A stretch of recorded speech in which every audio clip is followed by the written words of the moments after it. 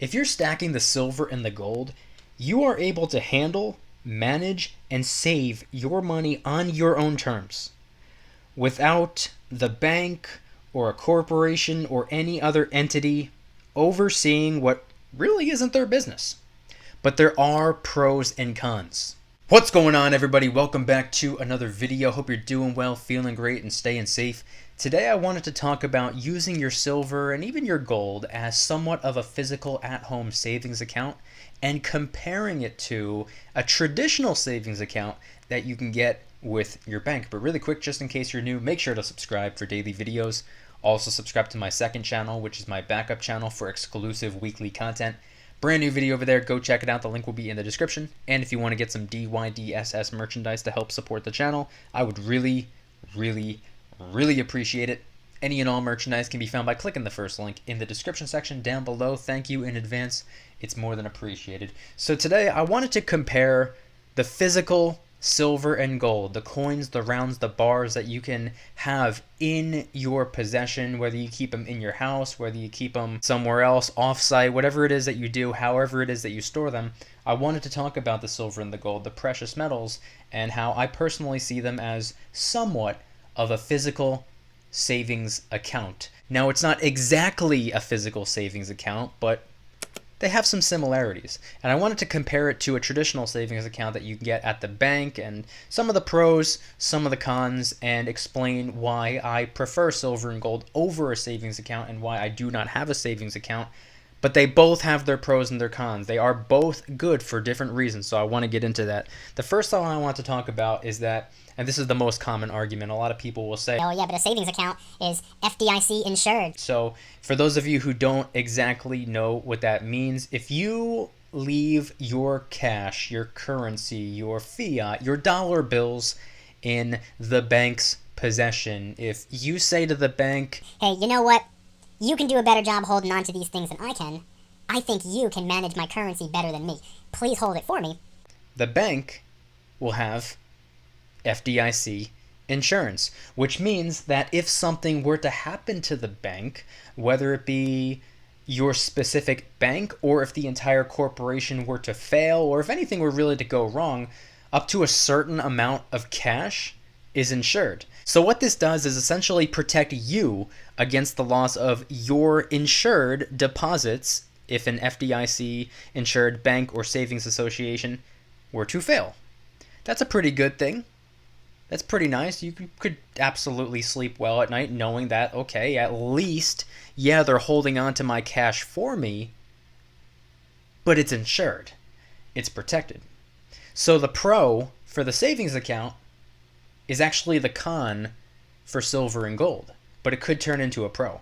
So the con for silver and gold is that obviously it's not FDIC insured. It's something that you're holding on to. It's in your possession. It's your responsibility. If something happens, you know, it's essentially your own problem. However, if you live in a house and you own the house, there is homeowners insurance that may cover theft and break-ins. And what this can do is help you replace or repair your belongings if they are stolen or damaged. Now, I'm not exactly sure if homeowners insurance would necessarily cover silver and gold coins, rounds, and bars. It's definitely a possibility. However, if you want to really kick it up a notch, you could. Hey, really quick, let me interrupt the video to tell you that I will be doing a live stream tonight, 8 p.m. Eastern Standard Time, in the VIP club. The link will be in the description if you want to join. Back to the video. You could actually insure your silver and gold. You can specifically get insurance for your silver and your gold. Now, that's not something that I would necessarily recommend, but it's an option that's out there for you if that would help you sleep a little bit better at night. The next thing I wanted to talk about would be interest rates, because that's, again, another pro when it comes to savings accounts where the silver and the gold fall short. So if you were to keep your cash in the bank, if you wanted to watch rapid growth take place with these hefty, impressive 0.01 or 0.02 or 0.03, whatever it is that your bank is working with right now, if you want to keep your cash in there and make a couple of pennies for all of that cash, you can absolutely do that. And yeah, sure, it can potentially grow substantially over time. And that's another con for the silver and the gold. Silver and the gold, no interest rates. 0.00000 infinite amount of zeros for an interest rate when it comes to silver and gold. However, the silver and the gold can grow in a completely other way. If the value of silver goes up, if it appreciates in value, if you experience capital appreciation, meaning you put, let's just say, $1,000 in, you converted $1,000 into some silver, some gold, some coins, some rounds, some bars, and then the spot price goes up due to the global silver demand. If more people are requiring silver, if more industries are requiring silver, such as the jewelry industry or silverware or medicine, photography, solar panels, electronics, batteries, cars, the list goes on. Silver is a very, very important industrial metal, and we all know that gold is obviously a very, very valuable precious metal because of its use in jewelry and how many people want gold rings, necklaces, chains, watches, whatever the case may be. So when it comes to capital appreciation, all silver or gold would need to do is increase in value by, I don't know, 0.1%, which is not very much at all. But if it were to go up by 0.1%, congratulations, your silver and gold just outperformed the savings account. However, it could flip, and this is why it's a con. Silver and gold, just because they can go up in value, doesn't mean that they are completely unable to go down in value. I mean, that's exactly what we saw this year. We saw silver and gold both get punched in the face. We saw silver almost get chopped in half. We saw gold come down by several hundreds of dollars, and this hurt a lot of people. I mean, not physically, not even financially, unless they sold at a loss, which no one really recommends doing anyway. Most people buy in even more when they see something that they're involved in go into the red, because that means they can get more for their cash, more for their currency, more for their fiat. And this doesn't just have to go for precious metals. A lot of people take this approach when it comes to the stock market as well. Buy low, and if you want to sell high, then you can go ahead and do that. I'm more of a buy now, sell never type of person, but that's a story for a different video. But the point I'm trying to get across is that silver and gold, they don't have to go up. You can experience some downs. Some people might say, Okay, well, the savings account can't go down. It's not like my savings account is going to fluctuate and be somewhat of a roller coaster, especially during times of economic uncertainty or financial hardships that the country is experiencing. At least the savings account is stable. well, just because the savings account might appear to be stable doesn't mean that the interest being generated is stable. I mean, something that we saw this year, yeah, like I just talked about, this year knocked silver and gold down quite a bit. But what else did we see get smacked down this year? Savings accounts. The Federal Reserve actually lowered the federal funds rate in response to this whole sickness and the whole collapsing of the economy, essentially. So higher yield savings account rates went down this year. So yeah, spot price went down. Sure, yeah, you could argue that spot price went down. Haha, your silver and gold went down. You're stupid, blah, blah, blah, blah, blah. Okay, well, the guy who keeps all his cash in the savings account, his spot price didn't go down, but his interest rates did. Not only did his interest rates go down, so did the purchasing power of his dollar bills. So, again, pros and cons. The last thing I wanted to talk about when it comes to the pros and cons, before I get into why I personally don't have a savings account, is the liquidity. Now, a savings account, not to be confused with a checking account should be referred to as a spending account, but I'll get into that momentarily. A savings account, when you open up one of these, the bank does not give you a debit card for the savings account. The debit card, that's for the checking account. So you can't necessarily spend from the savings account. If you wanted to spend the cash that's stored in the savings account, all you have to do is pull up your phone or sit down, with your computer and just transfer the funds from the savings account to the checking account. It should be instantaneous, and then you can spend it. You can spend it foolishly. You can invest it. You can buy something that you need. You can gamble with it, you can do whatever you want. But that's your savings account. So even though you can't necessarily spend from the savings account, all it takes is a couple little clicks to transfer the savings account to the checking account, or stop at the ATM and withdraw the cash, and you can get right to spending. So a savings account is designed for you to save, but it's unbelievably easy to spend if that's what you want to do. One could argue that that's a pro. In my opinion, I would probably call that a con, but most people want convenience. Most people want the ability to obsessively consume. That's why most people don't have savings accounts. So, to compare that to silver and gold, one could argue it might not be easy to spend because you can't just go to Target with a silver bar or a gold round and say, hey, I want a whole bunch of stuff I don't need, and I'm going to give you this big block of precious metal as my payment. It doesn't really work that way. Now, if it's a coin, it might work, but then you're going to be working with face value, and that's not something that you would ever want to do. The silver and the gold, if you wanted to spend it, you would first have to physically part ways with it. None of these little click of a button transaction on your computer screen. You would actually have to part ways with it. You would have to find somebody that wants your precious metals more than they want their cash, and then you can make a transaction. Now, you can do this online, but then you have to deal with shipping and having them transfer the funds over and waiting for it to be processed and waiting for it to be delivered. And this could be a little bit time consuming, especially during times of financial emergencies where you need the cash right now. So another option would be going on over to the local coin shop. You could bring some silver, bring some gold into the local coin shop and part ways with it. Just as quick as you can stop at the bank to withdraw cash from the ATM. Takes the same amount of time. It's all you have to do.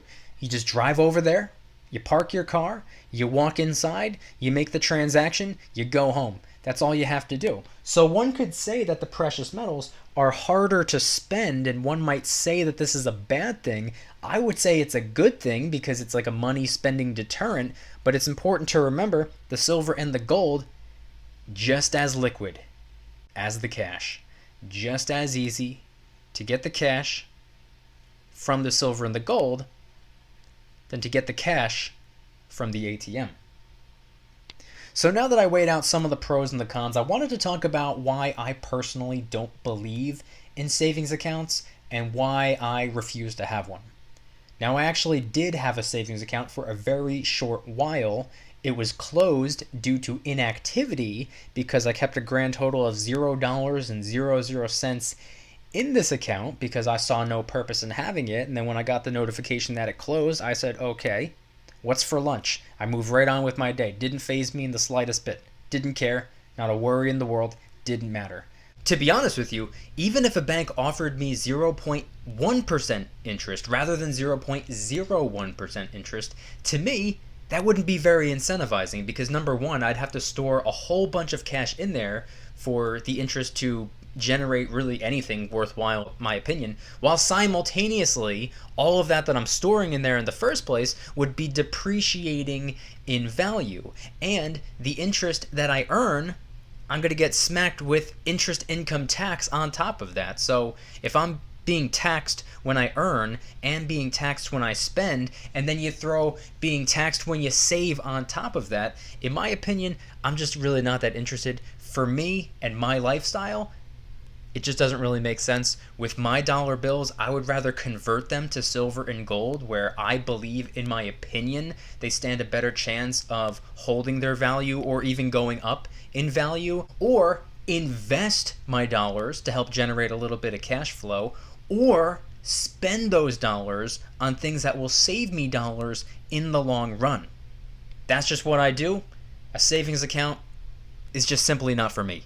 What I have is a checking account.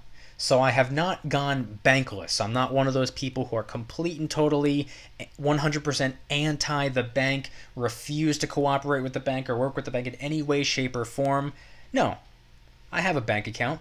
It's a checking account, which I previously referred to as a spending account. Now, do I keep a lot of cash in there? Abso-freaking-lutely not.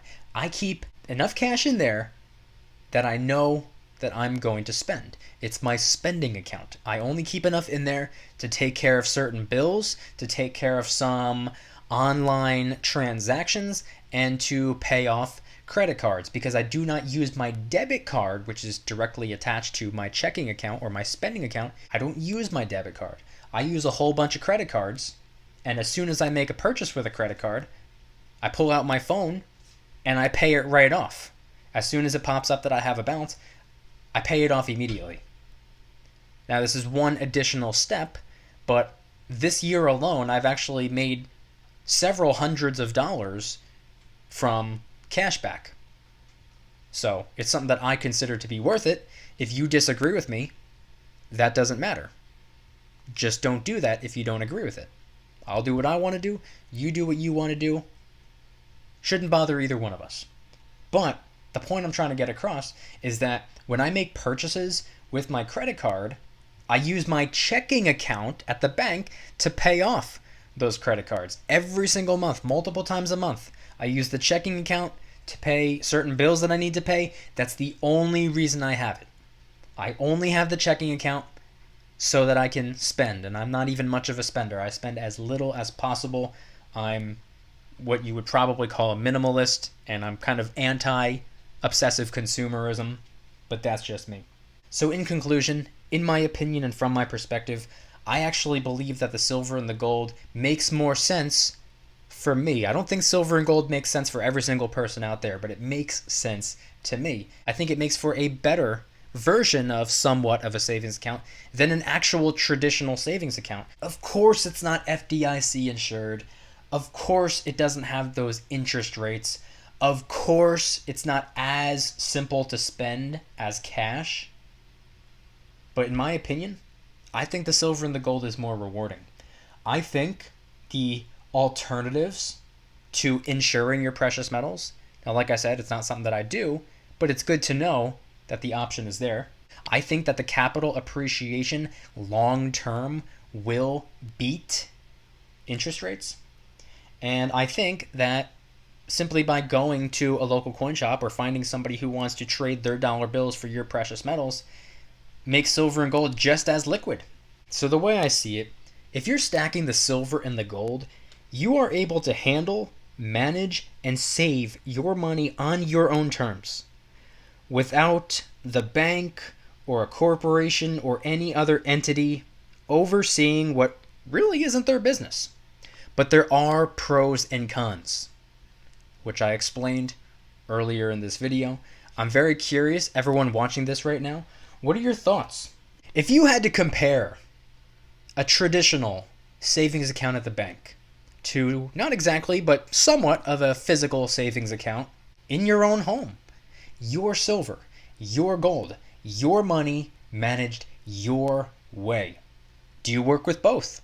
Do you stack the silver and the gold, but you have a savings account as well for maybe a different reason? Or maybe there are some other pros and cons that I didn't even mention in this video that you want to add on to my points? Head on down in the comments and let me know, what are your thoughts on comparing a bank account to the precious metals?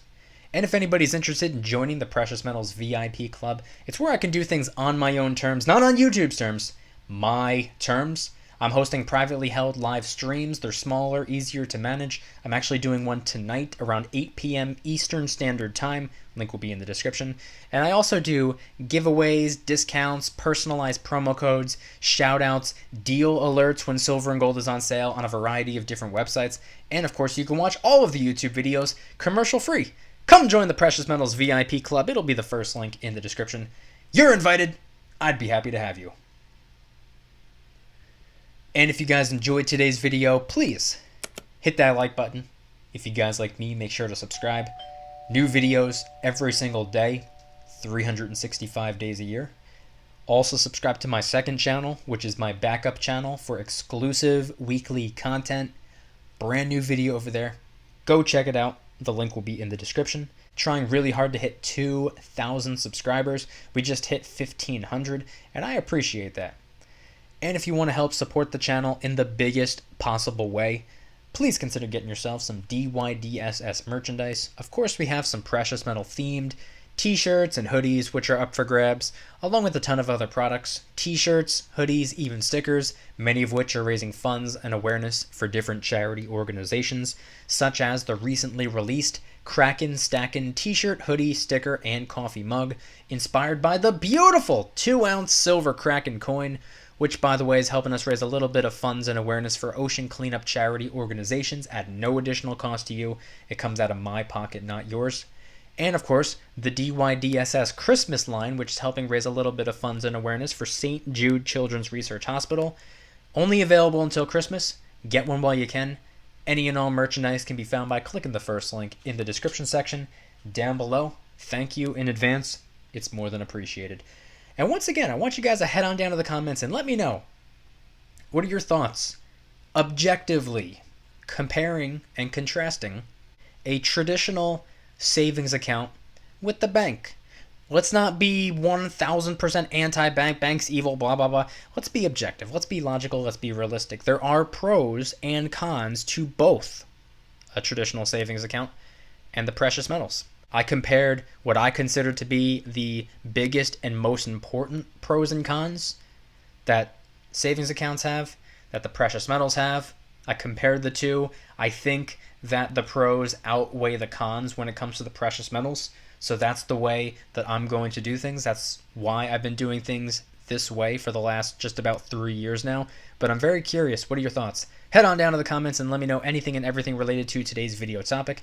Thank you guys so much for watching. I'll see you tomorrow. And remember, don't you dare stop smiling. Peace.